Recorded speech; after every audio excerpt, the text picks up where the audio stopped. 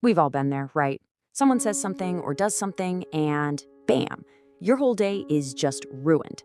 It is so frustrating feeling like somebody else has the remote control to your emotions. Well, you ready to dive in? Because today we are taking that remote control back for good. But what if I told you that the whole wave of anger, the feeling that can hijack your entire afternoon, what if I told you it was biologically designed to last less than 2 minutes? I know, it sounds kind of crazy, but understanding this one single idea can literally change everything about how you respond to the world around you. All right, so let's get into the science of it all. This is the neurological truth about anger. And this, my friends, is where we start taking back control. 90 seconds. That's it. That's the number. Believe it or not, that is the entire physiological lifespan of an emotional response in your body. So you're probably thinking, wait a minute, how is that possible? We've all felt angry for way longer than that, sometimes for hours, right? Well, it's all thanks to something called the 90-second rule. See, when something triggers you, your body gets flooded with stress chemicals. That's that physical jolt of anger you feel. But get this, after just 90 seconds, those chemicals are naturally flushed right out of your bloodstream. The initial biological event, it's over. So why on earth does the feeling stick around? The short answer? We keep it alive. After that 90-second chemical reaction is over, we start replaying the story in our heads over and over. We rehearse what we should have said, we think about what they did. It's like a smoke alarm goes off because you burned some toast, but instead of just opening a window, you stand there and you just keep making more and more burnt toast. We're the ones who keep feeding the fire with our thoughts. And this brings us to the next big idea, understanding why our buttons get pushed so easily in the first place. You know how we always say things like, oh, they just know how to push my buttons, like we're totally helpless? Well, that is a myth, and we are about to bust it wide open. This right here, this is a crucial shift in perspective. The myth is that other people are like these puppet masters pulling our emotional strings. But the truth? No, they're not actually pushing your buttons. They're just showing you where your buttons already are. And, a button doesn't do anything unless it's already wired to something. And this is the absolute key. Those buttons, they're connected to our stuff, our unhealed wounds, or our deepest values. So when that coworker makes a sarcastic comment that sets you off, they aren't creating the wound. They're just holding up a giant, flashing neon sign that's pointing right at it, saying, hey, you might want to look at this. So what is that work really? What is that anger actually protecting? Because, so often what we think of as anger isn't the real emotion at all. It's more like a tough-looking security guard standing at the front door. And behind that door, you're usually going to find more vulnerable feelings, like hurt or fear or shame. See, anger feels powerful, right? It feels strong. Vulnerability feels weak, so our brain chooses anger as a defense. Think about it. Your partner forgets your anniversary. You might explode in anger and yell, "You never remember anything important." But underneath all that fire is hurt. The real feeling is, do I not matter to you? And addressing that feeling gets a totally different result than just leading with anger. Okay, so we know anger's got a 90-second shelf life, and we know it's usually a signpost pointing to something deeper.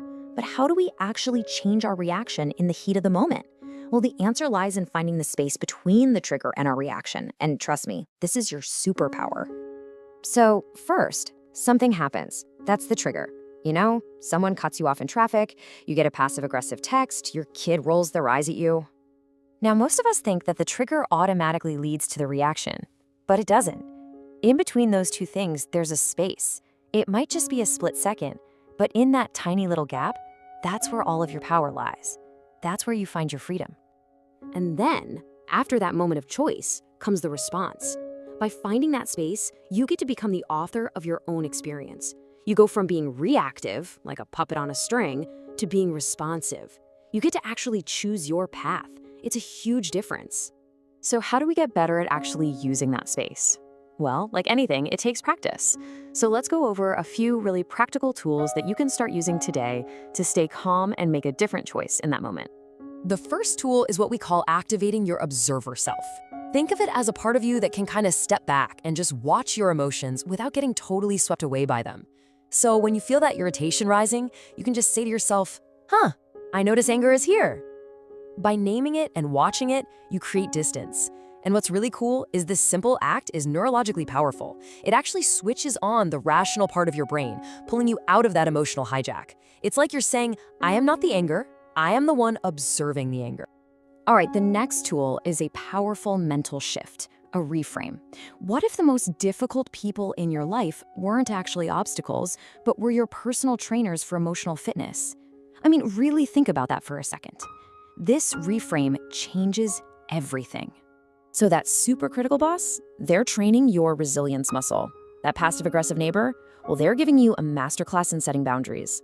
The micromanaging coworker, they're helping you practice staying calm under pressure. All of a sudden, it's not a personal attack, it's personal development. You stop being a victim and you start being a student. And a huge part of this training is learning to set healthy boundaries. Now, a boundary isn't a wall you build to keep people out. It's more like a gate, and you're the gatekeeper. Using a simple, calm script like this one is assertive, not aggressive.